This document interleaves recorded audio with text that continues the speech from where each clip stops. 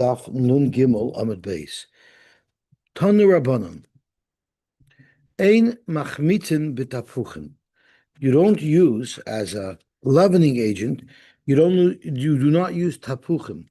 It's actually a shaila what tapuchin means. We actually teach nowadays that tapuch as an apple, but in the Gemara's times, it's very possible that tapuach was a citrus fruit. It was some type of citrus fruit. Mishum Rab Chanina ben Gamliel Amru machmitzin. You could use it to make chametz. Rashi says that the shaila is, does it do a good job? Since this tapuach doesn't do such a good job, therefore you're not allowed to use it for the mincha. Rav Kahana masni law Rab Chanina ben Trajoin. Rab Kahana quoted Rab Chanina ben Trajoin and not Rab Chanina ben Gamliel, who holds machmitzin. Frek the Gemara, Kaman Azla Hodetanan. I'm going to quote now a Mishnah, and you tell me who is the Tana of this Mishnah. The Tana we learned tapuach sheriskoi. You had a tapuach of truma that was ground up.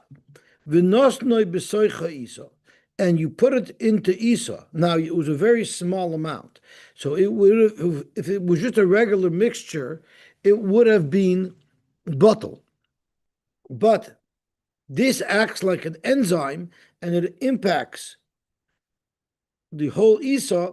That's not going to be bottle.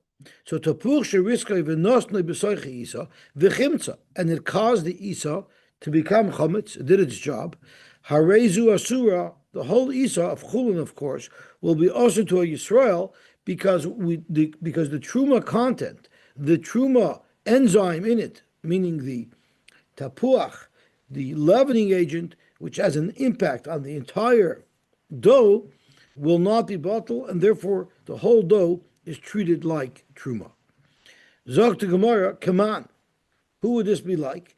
Lema Reb Chanina ben Gamliel, he who holds that you can use it to make a mincha chametz because it does a good job, and Vibalta does a good job of leavening the dough. It's not going to be bottled.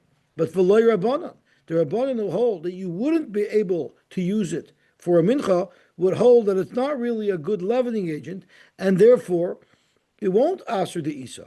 Zog to Gemara, that's not a raya. Afilu tema Rabbanan. You could even hold like the Rabbanan. The Rabbanan doesn't say that it doesn't do anything. The Rabbanan said that it doesn't be machmitz properly. That's why you cannot use it for the mincha. But nehida chametz gomer loyhava, even though it won't make it perfect, beautiful rise dough, which is the way we like our chametz, nuksha miyahava. It makes it into bad leavened dough. As Rashi says, nuksha is lashon ruya. It's shvach, chametz shofel. It's second grade. It's not really a high quality dough, but it still had an impact. Therefore, it's kanasa.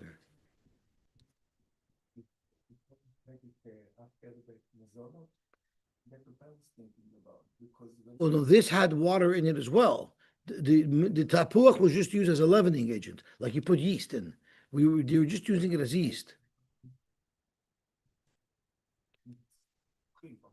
Well, so you're talking about that? No, that's not what the Gemara is talking about. But the Gemara is talking about is tapuch sheriska. You put it in some ground. It doesn't say liquid. You put in some ground tapuach. No, before the tapuchim, the mitzvah.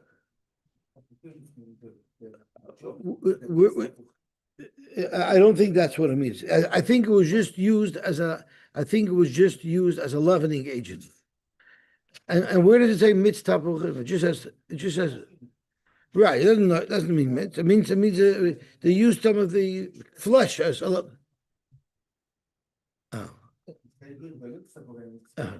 Could be, but it's not because that it was just used as the enzyme. It's not the main water. We're talking about you use the water as well to mix the dough, but it does have it's like yeast. It works a little bit like yeast. It doesn't do as good a job as yeast, but it does do something. And that's what the Gemara is saying over here. It'll make chametz nuksha. It will make it rise, but not good. It won't be nice and fluffy. It'll be like a heavier dough. So Zok Gemara, Amar Eila, Ein Loch.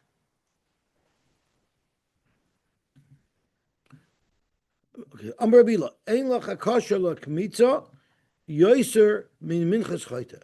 The hardest kmitza for the kohen to do is the mincha v'chayte. And the reason is very, very simply because it's flour. When you make kmitza on a dough mixture, it holds together. So you could wipe off the bottom with your pinky, the top with your thumb, and the rest holds together. But if you just have flour, it's going to all fall out on you, and it's going to be very hard. Very, very good kasha. Very, very good kasha. I think the Rishonim ask. The Rishonim ask, if you look on Tosh, it's a one line, it says kasha. The la'il b'soif perakama, havalei lemisti, gabi machvas umarcheshes, zuhi achas me'avodos, hakasha shebemikdash. So Tosfos asks your kasha, or maybe you're asking Tosfos kasha.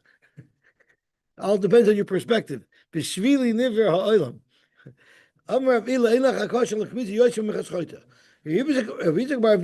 That's not true. It's not so hard. You know why? Because in minchas chayta, migavelas b'mayim ukshera. You mix it with water.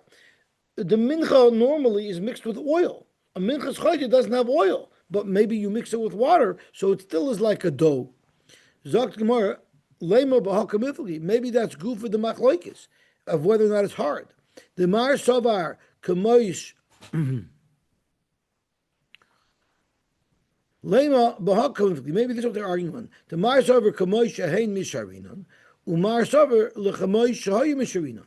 Whether or not you could mix the flour with water might be toila in how you look at it. We had a machlokes on Amud Beis between Rabbi Yehuda and Rav Meir. Do you look at the content now that you have the yeast mixed in, and as long as with the yeast it's an Nisaron, that's an Nisaron exactly. Rav Meir said, no, you have to look at what it was. The yeast came from flour, you have to have exactly an Nisaron of flour. And since you cannot determine precisely the contents of the flour inside the yeast, you have a little bit of a problem. So let's say this machlokes here of whether or not you mix it with water is totally the same machlokes. Zok Rashi, Rabbi Yitzchak Shavar Kamoishahu Achshav Misharinan LaKaimitz. When you're Mishar the Kaimitz, it's based on its condition right now as a dough because it has been mixed with water. Havel LaKaimitz Ma'alya. Therefore, it would be an appropriate way to do a Kaimitz. But Rabbi Ila Savar, who held that you can mix it with water, it's all flour, and therefore it's a very difficult Kmitza to do. Savar Lechamoishahen. You have to be mishar the size of the kmitza that it should be exactly like the kmitza of pure flour. V'nimtza yeser echaser. Kum techayis. Now that you mixed it with water, you're not going to know the exact density of the mixture of your flour and water compared to the density of pure flour. The avahiya isa. The avahiya isa. Chaser nafcha kamali hakaimetz.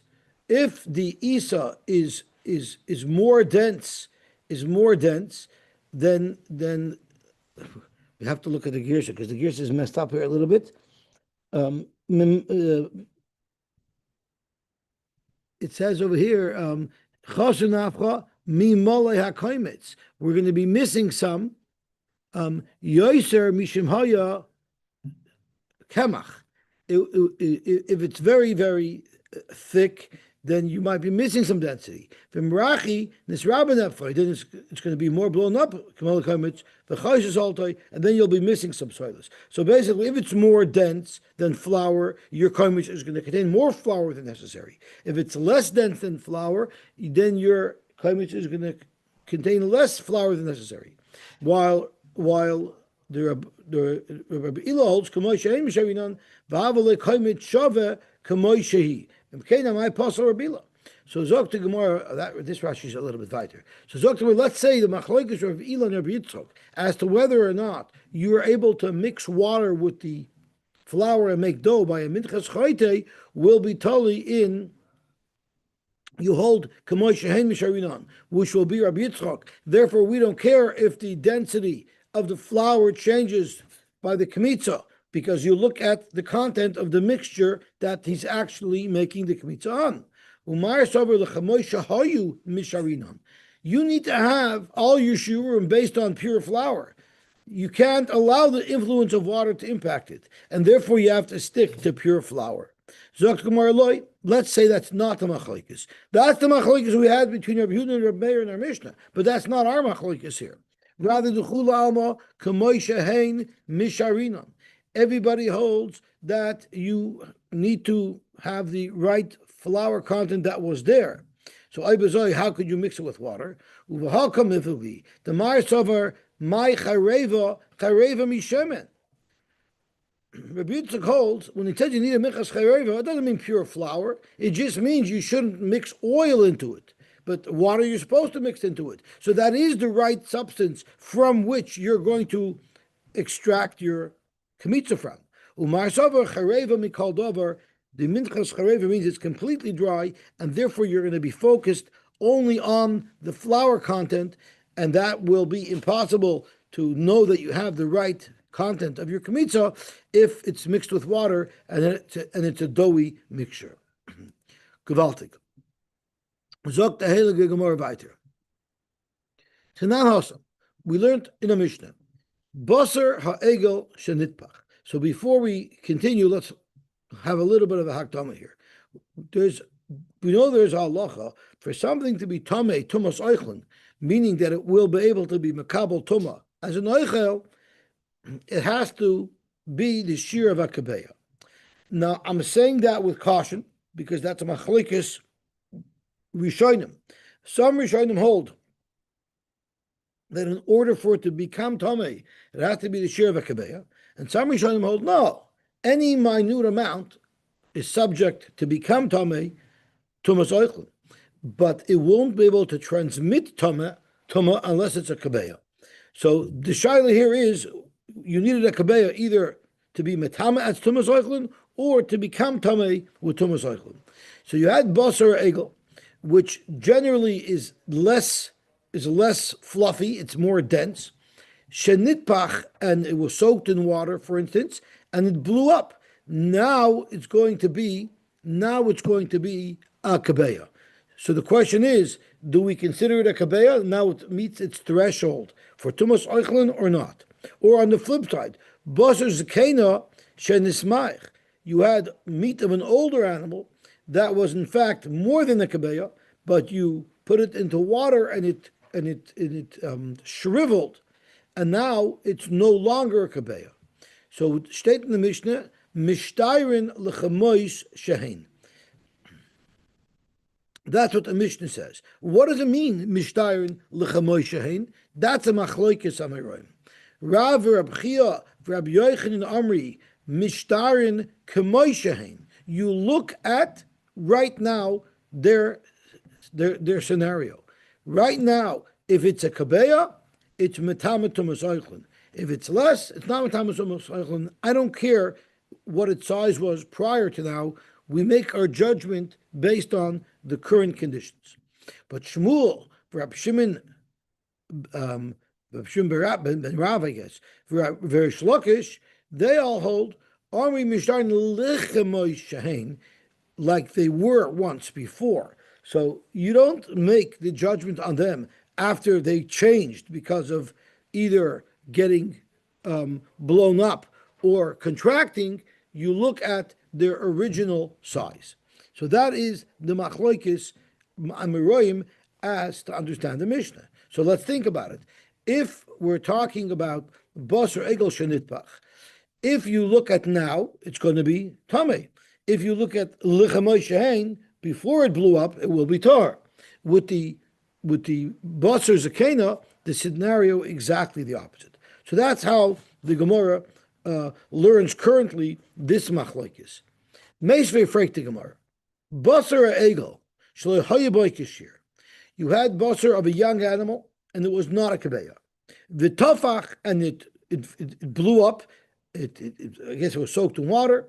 The amad al kishir, and now it's a kabeya. The halacha is tahar. Tahar lisha avar.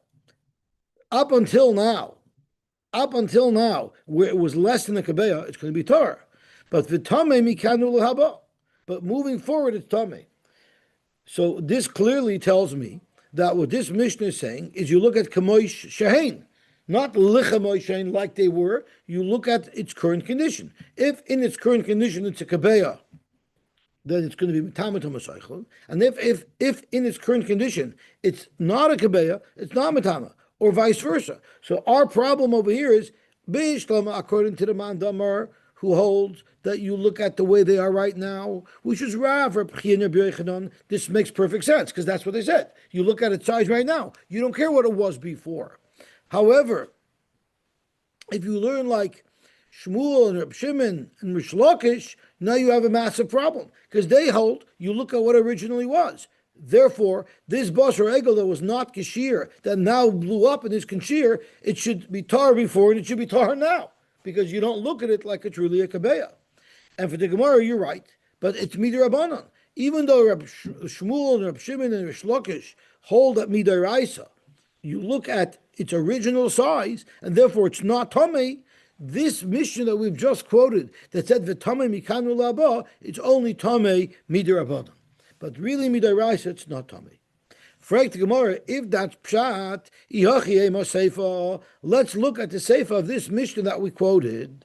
V'chein b'pigol, v'chein b'noisar, which means you look at it as its size is right now. So zok the Gemara, so at this point, what do we think it means? V'chein b'pigol, v'chein b'noisar. It means if there was no kezayis and now there's a kezayis. Now we know if one eats pigel, he's chayav koros, but that's only if he eats a kezayis of pigel. So what we're saying is meaning if it wasn't a kezayis and then it blew up and it became a kezayis, he will be chayav koros. So frag Gemara, if you're going to say that we say that when it blows up, Midaraisa it's tamei, because we really consider it to be blown up. We really consider that to be its size. So then you can also apply that to pigel. Hanu deiko pigel v'noiser. That's why by pigel and noiser, if it was not a kazais originally, and then it blew up and it became a kazais, you'll be chayiv koros if you eat it. Eliyamat Rabbanon, if you're only saying, really, you look at the size that it originally was. So really this pigel is less than the kazais. But Midir Rabbanon, we say it's tamei, you can't give someone koros Midir Rabbanon. You can't say it's really not pigel, Midir Rabbanon, it's pigel. Midir Rabbanon, you chayav koros. That doesn't make sense. Eliyamat Rabbanon, pigel, v'noisar, Midir Rabbanon, mi'ika. Is there going to be a chayav koros for eating pigel and noiser Midir Rabbanon? That doesn't make any sense at all. Ella, or Ema v'chein b'tumas pigel. Midirabanan, the Rabbanan were geyser that you need to treat pigel as if it's tamei. So Rashi tells us the kaimalon, the parakeets outside them, ha pigel v'anoiser mitamin yadayim. They were geyser at tuma the Rabbanan on pigel and noiser. Afilu loy naga ben tuma. Even if they never touched anything tamei, the chachamim fabricated a tuma. Why? Because we wanted to keep people away from the pigel, that you can't trust. This way, pigel won't be touched at all, so we don't have to worry that someone might eat it, because you can get away with eating something once it's in your hand. But if you can't touch it, and if it was a it's going to keep people away from it. So now, what is our Mishnah saying? Basar egel of pigel and noiser shelo by kabeya. It was not a kabeya because the tumah is only if it's a kabeya. V'tafach v'yomer al kabeya, and it blew up. Tamei mikano laba midirabanan l'tamei siyadayim. So now it makes sense that we say v'chein b'pigel v'chein b'noiser means it's going to be mitama yadayim. The gzeir that it's matama yadayim will go on it, even though we have a piece of meat that was not originally a kabeya, but it only grew into a kabeya. Why would I need the Mishnah to speak out this tumah of pigel? Why would it be different than regular tumah, when the Mishnah already said that you look at it, its size now, midrabanan? Because salkadai techamina, hoyel v'tumas pigel v'tumas noiser dirabanan he. This isn't a real tumah. It's a completely fabricated tumah that the Rabbanan fabricated. So maybe kula hai b'dirabanan loy over dirabanan. To make a double dirabanan, because A, the whole tumah is only midrabanan. B is a tumah that an oichel that was less than a kabeya that then grew is also midaraisa not tumah, even in a real tumah, and that's the rabbanon. So to put a derabbanon de ketuma on a derabbanon de ketuma, maybe they wouldn't do that. Kamash malon that they did do that, and even this fabricated tumah of pickle and this fabricated tumah of noisar also applies if originally the meat was less than the kabeya and it became a kabeya. It's a double the rabbanon saying that this meat is tamei. Okay, so far so good. All the shitas, whether it's l'chamoy shehein or kamoy shehein, all of the shitas fit in with the mishnayos, but it's going to get more rough. Tashma, basar zakena shahayabai kishir. You had the basar of an older animal that was a kabeya, vitzamak, and it contracted. So the halacha is, we have to look at the base because the girsa isn't so perfect here. So the base says, "Vitzomak li pachus." It contracted to less than a shear. Tamei lisha avar. It's tamei up until it contracted because then it was a shear. Vitar mikanu lihaba, but it's going to be tar moving forward. So now we have a big problem because if you hold that lichamoy shehein, if you hold lichamoy shehein, you look at its original size, which is what Shmuel and Reb Shimon and Rish Lakish held. So why is it tar mikan alaba? Before you had a way out, you were able to say it became tamei only midrabanan. But the rabbanon aren't going to be mekel; they can only be machmer. So if you hold that ikar adin, you go according to its original size. The fact that it contracted shouldn't make a Torah. I mean, the rice is still tummy. Now, this is a problem for the Shita of Shmuel, Reb Shimon, Barav, and Reb Shlokish. Now we got a problem. No. You have an old animal that you shechted, and now you have a piece of meat that's a kaveya.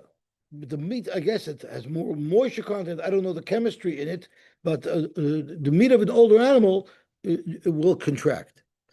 Zogt Gemara, Omar Rabba, Zogt Rabba, we have to change Pshat. So we're aborting how we understood the Machlokes until now, and now we're going to have a new understanding.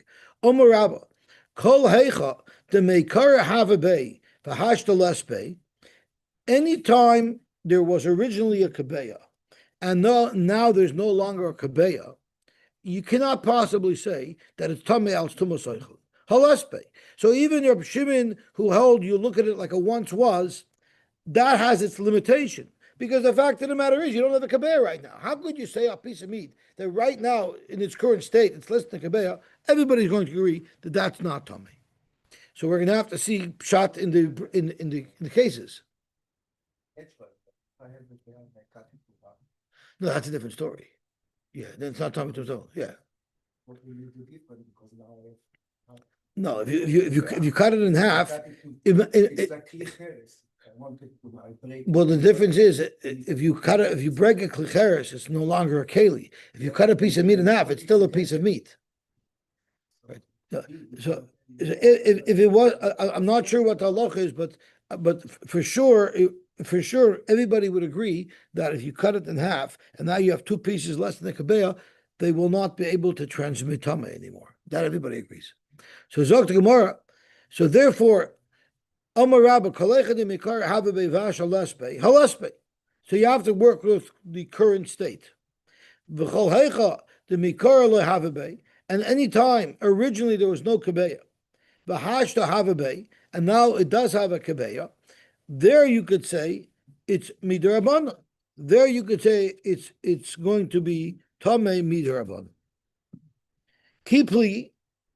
Now, before we get into the key pligi, we need to pinpoint what our problem is. The case that is being discussed, where we have this machlokes between Reb Chia and Reb Shimon, there's two cases. There's basar egel shenitbach, basar that blew up, right?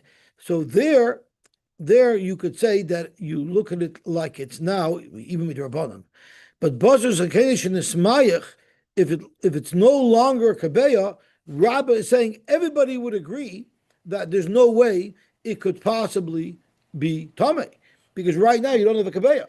Yet the pastures of how we read it as two separate cases, Basar Egel Shenisbach and Basar Zekeli Shenismayach, that's the whole case. It seems like Reb Shimon ben Lakish and Shmuel and Shimon by Rav, it seems like they say clearly, Mishtar Lechamoishain. You do look at its size before it contracted. So we're going to have to get a new shot in this Mishnah, because now Rav is saying everybody agrees if it's not currently a Kabeh, it doesn't make a difference if it was a Kabeh before. Right now it's going to be Tar. So therefore, turning on Talmud Beis, keep Pligi, you know where there's a Machlokes to understand the Mishnah, is Kegoyin Shahayaboy Kishir. It was originally a Kabeya, Vitzamak, and it shriveled up, Vichazer Vitafach, and then it blew up again. So in the middle, it lost its Din Tuma, but now it blew up again, and the question is, does it come back? So really, the case of the Mishnah that we're discussing is not a simple case where it started off as a Kabeya and it became smaller. The story is not over yet. The story is, and then later it became bigger again. And that's where Reb Shimon say you go bash the original. And why do you go bash the original? The teretz is as follows. The Marasavar Yesh Dichui Be'isura. One man that beholds, once it loses its size, its ois mekabel tumas oichlin, it's out of tumas oichlin, and it doesn't come back. Umarasavar ein dichui be'isura. Another man that holds, no, it doesn't make a difference. If it became smaller, now it became bigger. And Rashi elaborates how this fits in to all the pieces. The Zok Rashi, keep ligi, uvosera egel shenitpach, the case in the Mishnah of Basar Egel Shenitpach, that's only part of the story. Aseifakoi shechazer lechamoy shahaya. It's Basar Shenitpach, but it didn't. It blew up, but it went back. It went back to its original size. So the Mishnah that lists these two cases are only listing part of the story. It's not listing the whole story. Really, it shrunk again. Or Basar Zikna Shenismayit Amitzakoi. The Basar Zikna that became smaller, that's only the middle case. But eventually it blew back up again. V'hachi ka'amar. And now we could understand what the Brisa or what the Mishnah is saying according to Reb Shimon. Avagav Shenismayit Mikashir. Even though it became smaller in the middle, but Kashir Sheyesh Boy Achshav Misharinon, you still assess it like its current size, which is once again recovered to the Kabeya. Why? Since originally there was a Shir Kabeya, even though it got smaller in between, but if it blew up again, we will return it to its original status of Tumah Daraisa. So therefore, nami hashiyura umechayev midaraisa. We will say that it becomes a kabeya midaraisa. V'lo yamrinon, you don't say b'shah satzamku nitchu meisurayu. Once it shrunk, it lost its status of something that could be tamei tumas oichlin. V'havalei kemishel haya boy mitchila, and we look at it like it never was a shear. V'hashte isa, now it grew. In such a case, upata midaraisa, but it'll only be tamei midarabanan.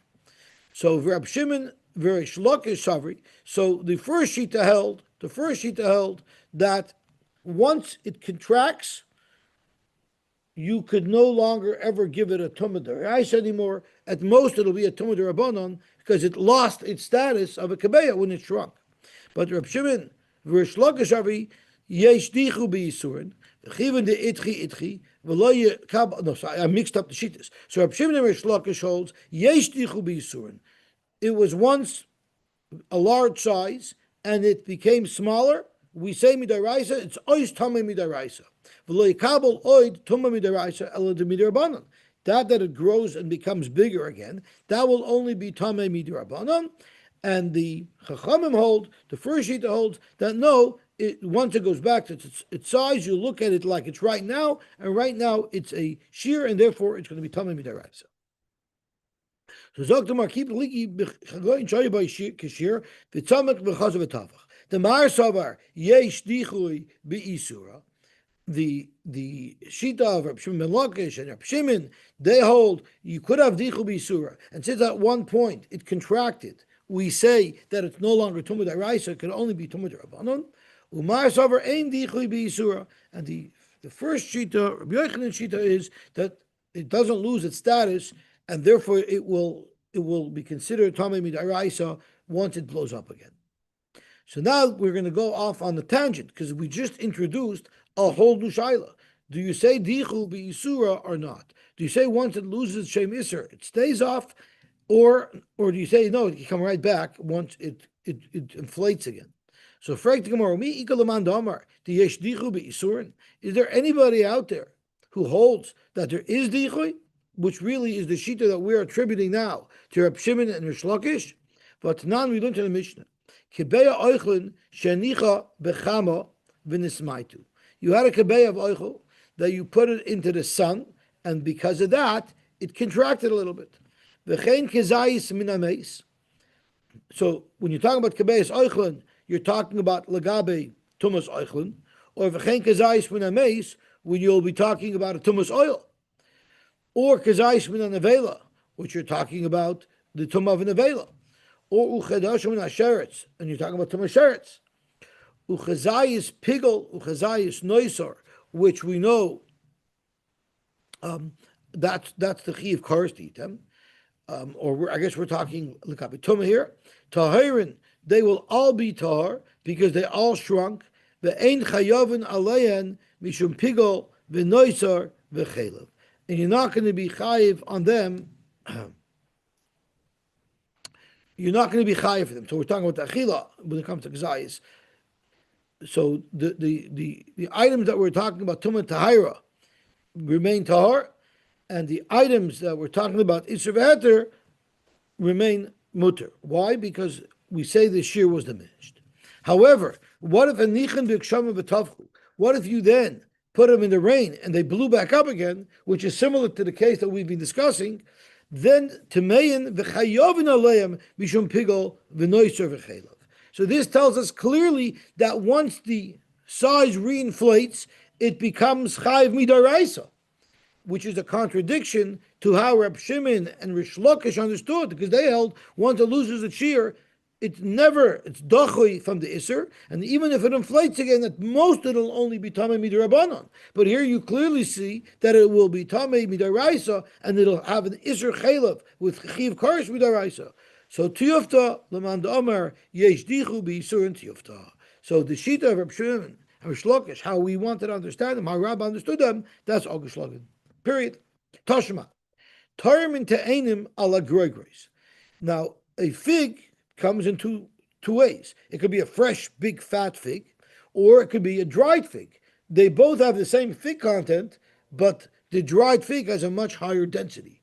So if you're weighing them, one tiny little groigris would weigh the same amount as a fully inflated fresh fig because of its density. So the halacha is Tarim Te'enim ala Groigreis b'minyan. If you're taking truma from Te'enim and Groigreis, you don't have to do it by weight. You could do it, but you don't do it by volume. You do it by counting. So, let's say you had a bushel of te'enim, and some of them, and there were te'enim and groigers mixed in.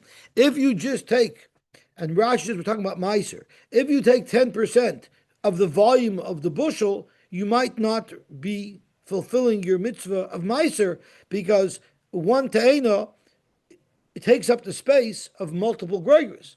So you have to do it by count, meaning 10 te'enim for 100 groigers, because this way we know that we have proper counting of the te'enim. But if you did it by volume, te'enim has less density, so you're giving less fig away to the Levi for Meiser. So Tarmin Te'enim ala Groigreis b'minyan. Therefore, you have to count them by individual peri. Zok to Gemara. Yamrit b'shleima licha moish shehein misharinan. Bishlama, if you say you looked at its original condition, Shapir, then it would actually make sense to say you got to count them because they all once started off as big fresh figs. Ali Amud Kamoishain, but if you're going to say that you look at their size as they are right now, well then Havali Marba b'maisrus. By using a count and giving to Einim, in volume, you're giving a lot more than 1/10. And when it comes to Meiser, it's got to be precise. You're not allowed to add to Meiser. By Truma, there's this concept that you can give as much as you want or as little as you want with the Raisa, but not by Meiser. By Meiser, it's got to be exact. So over here, how could we allow you to give Truma, to give Meiser, based on the count, since the volume of the Te'enim are so much bigger, if you give Meisers based on the count, you're going to end up giving too much Meiser. Utanan, let me see what the Gimel says. Utanan, we learned, Hamarba b'Meisers, if you give too much Meiser, Peiroisav Misukanim. The part that you're keeping for yourself will be fine, because you definitely separated enough Meiser for them. But Umasroisav Mukalkalim. But the problem is, since you can't be Marba b'Meisers, the amount that you set aside for Meiser, not all of it is Meiser. Some of it will be Teva. So now you're stuck. You can't do anything with this Meiser. So how could we tell you that Te'enim and Gregory should do it with a count? It's not going to be even. Zokt Gemara Elamai. So what are you going to tell me? L'chamoy shahain. So you can tell me it's shver if you hold that you assess it based on its current condition. So what are you going to say? That you're assessing it based on its original condition, and then it makes sense to do it by count. But that won't work either. Because I'm a seifa. Look at the seifa of this brisa. Groigreis ala ta'enim b'mida. If you want to use groigreis, the dried figs, to be the meiser on behalf of ta'enim, then already you have to do it based on volume, which means you're going to be giving a lot more than 10%, because the Gregors are much more dense. So there it's the opposite. Bishlama, if you look at the condition that they're in right now, Shapir. In fact, it will work out very well that it's 10%. Well, then Marba b'Maisrasu, he's giving way too much Meiser because he's giving these very dense Gregors b'Mida by measuring just the volume, and that's going to be much more than 10%, and you're going to have the same problem. Ella, you know what it must be here? We obviously cannot be talking about Meiser, because we're going to have a problem of being Marba b'Meisers. Ella hacha b'truma gedoyla askinan. Maybe when it says Torah Mentainim, it actually means Truma. What a concept. It doesn't mean Meiser, it means Truma. V'reisha be'in yofa, v'seifa be'in yofahi. All we're saying is, you always want to give Truma be'in yofa, give very generously. So therefore, Tarmin Tainin al Groigos b'minyan. Why? Because you're going to be giving a lot more than the amount of Truma required in volume. And on the flip side, Groigos al Tainin b'mida, because you're going to be giving a lot more than the required in minyan. And that's what it means. You're giving extra. If that's the case, then let's look at the next case in this brisa, which will cause problems. Amar Rabbi Elazar bar Yosy, Abba hayunoitel eser groigros shebimiktsaya. Miktsoya is the keli in which they would normally store groigros. So Rabbi Elazar bar Yosy said, my father used to take 10 groigros in a miktsoya al tishim shebekalkala. Now the kalkala is where you store the fresh figs. So my father would use 10 dense figs on 90 fresh figs. Now that means the brisa is talking about 10%. The iba truma gedoyla, if we're talking about truma gedoyla, eser maya vidite. Why would Rabbi Elazar bar Yosy's father be giving 10% when the amount that you're supposed to be giving is 2%? Correct. That's what I meant to say. So the problem is, clearly this is not talking about Truma, because Truma, you're not dealing with such a ratio. Okay, no problem. When the Yisrael gives Meiser to the Levi, the Levi has to turn around and give truma to the kohen. But the Levi, his truma is not 2%. His trumas meiser is 10%. So we're talking about a Levi who received meiser. He has to give 10% of that meiser to the kohen. Abelazar ben Goimel, it's going according to Abelazar ben Goimel, the Tanya Abelazar ben Goimel Omer, it says in the Pasuk, V'nechshav lachem trumaschem. There's two trumais. B'shtei trumais a cost of Medaber. What are the two trumais?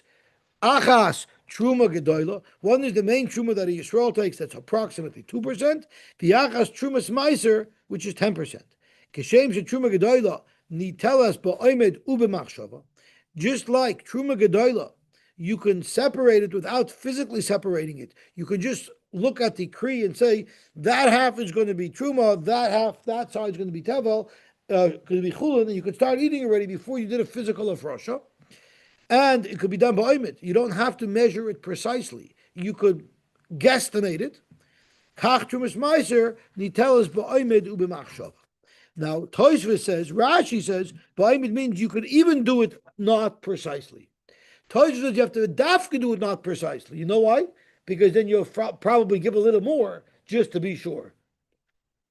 So therefore, you have this thing called trumas meiser, ma truma gedoyla ben yofa, af trumas meiser ben yofa. Gewaltig. Umina. Which Rashi says, Kloimer, meha, der belezer gufa, maisi pircha, we can add, but we'll stop here. So I'll call upon them. The maskana is that this brisa that the Gemara asked from about being mafresh, groigris on ta'enim, or vice versa, that's referring to trumas meiser, where you need 10%, but you could do it bein yofa, so you have both sides of the coin. Say you do it bein yofa, so there's no problem of being marbe b'meisris, and say the proper amount is 10%. Okay, we'll stop here. Tomorrow. So tomorrow we're learning an Arbor for Mincha, and I believe Motzei Shabbos we're learning at 8:30, I think. Yeah. Shkoich. Are you back? No, you're back on Monday. Okay. You're coming back to warm weather. Thank you.